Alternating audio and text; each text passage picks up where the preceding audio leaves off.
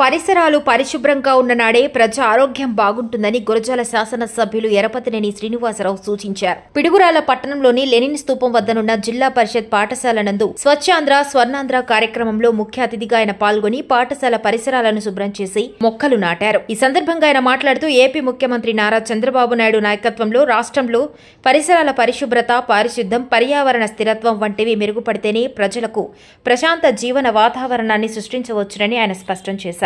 ప్రతి ఒక్కరూ నివాస ప్రాంతాల్లో నెలలో ఒక రోజు పరిసరాలు శుభ్రం చేసుకోవాలని సూచించారు. ఈ కార్యక్రమంలో స్థానిక కూటమి పార్టీల నాయకులు, అధికారులు పాల్గొన్నారు.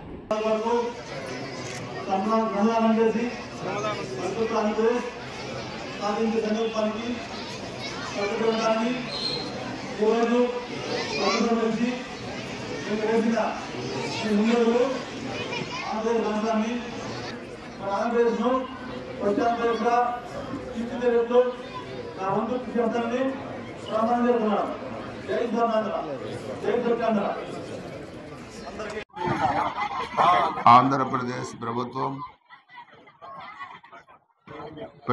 ప్రతిష్టాత్మకంగా రాష్ట్ర వ్యాప్తంగా కూడా నెరవేరుస్తున్న ఈ స్వచ్ఛాంధ్ర స్వర్ణాంధ్ర కార్యక్రమం, దీని ప్రధాన ఉద్దేశం రాష్ట్రాన్ని మనం క్లీన్గా పరిశుభ్రతగా ఉంచాలి, పరిసరాలని పరిశుభ్రంగా ఉంచుకోవాలి. మనిషి ఆరోగ్యాన్ని కాపాడుకోవడంలో పరిసరాల శుభ్రత కూడా చాలా అవసరం. ఇవన్నీ కూడా గౌరవ ముఖ్యమంత్రి గారి ఉద్దేశం, రాష్ట్ర ప్రభుత్వ ఉద్దేశం. ప్రభుత్వంతో పాటుగా ప్రజల పార్టిసిపేషన్ కూడా దీంట్లో ఉండాలనేది ఈ కార్యక్రమం లక్ష్యం. సో అందుకే గ్రీనరీ, పచ్చదనం ఉంది. ఇది మనం తెలియకుండానే చెట్లు నరికేస్తూ ఉంటాం, తెలియకుండానే అన్ని ధ్వంసం చేస్తూ ఉంటాం.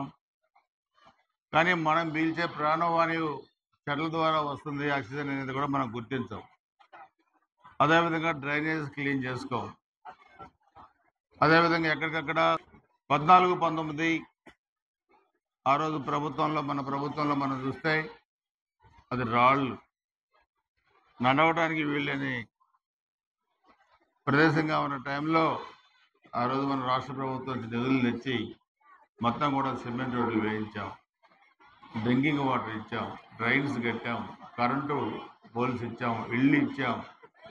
సో గత 19-24 మధ్య పిడుగురాళ్ల అభివృద్ధి అనేది ఎక్కడా జరగల.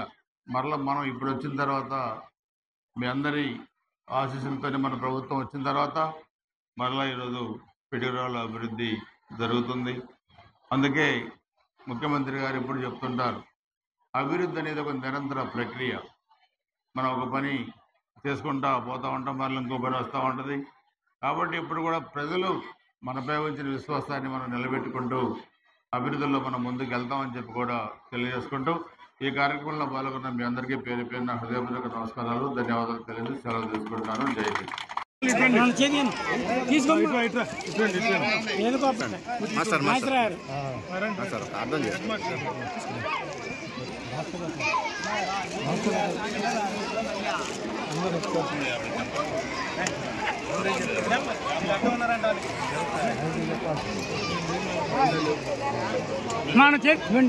ఇవ్వండి.